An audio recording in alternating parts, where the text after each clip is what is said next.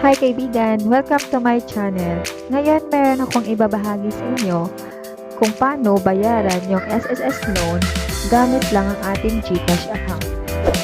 Pero bago yan, huwag kalimutang mag-like and subscribe to my channel.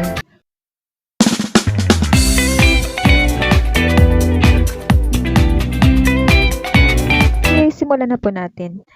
Kailangan meron na po kayong naka-registered na SSS through online. Pero ilagay ko po dyan yung link sa baba kung hindi pa kayo nakapag-register.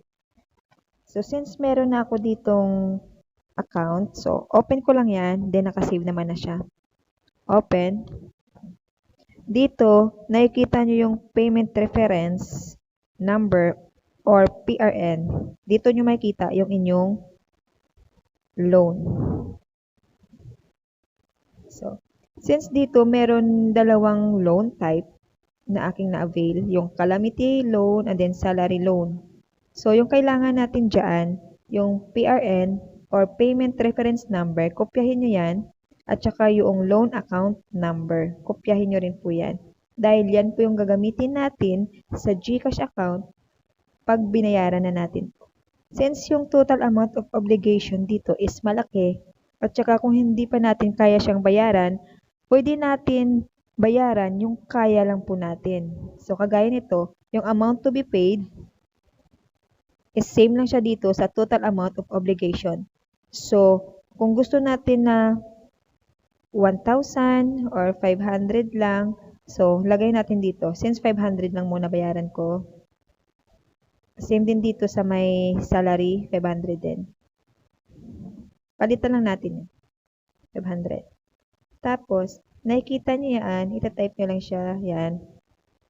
Nakikita nyo po dito yung save change or changes. Yan. Pindutin nyo rin yan. Ayan.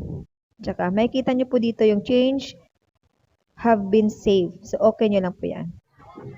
Okay, so ngayon, pupunta na tayo sa ating GCash account. Ayan. Pagka andito na tayo sa ating GCash account, punta lang kayo dito sa bills. Type nyo lang yung SSS.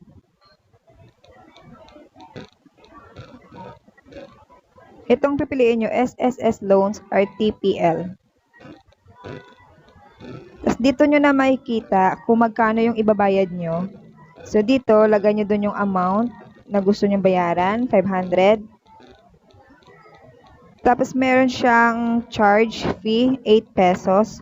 So yung PRN ng inyong ni-loan, ilalagay nyo po dito. So,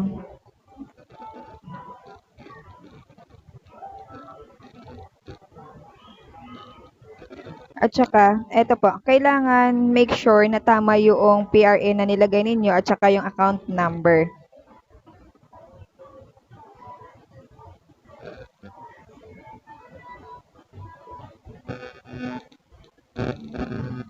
So, ayan, kung sigurado na kayo sa inyong PRN at saka sa account number, make sure ito, lagyan nyo po dito individual.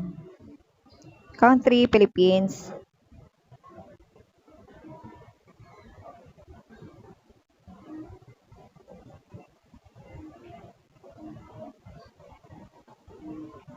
At saka dito sa may email address, optional naman kung ilalagay nyo siya o hindi.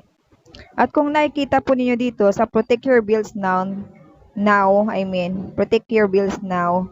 So, i-agree nyo lang siya. Pero meron siyang charge fee na 4.60. Pero kung ayaw nyo naman, i-unclick nyo lang yan. So, pagkatapos, ayan, i-next nyo lang siya. Waiting for processing. So, ayan, pagka ganyan, mabawas po yung amount doon sa inyong wallet GCash. Pwede naman magbayad ng GGives, pero minimum of 4,000 po. So, yan lang. Then, next po, pinutin. Confirm.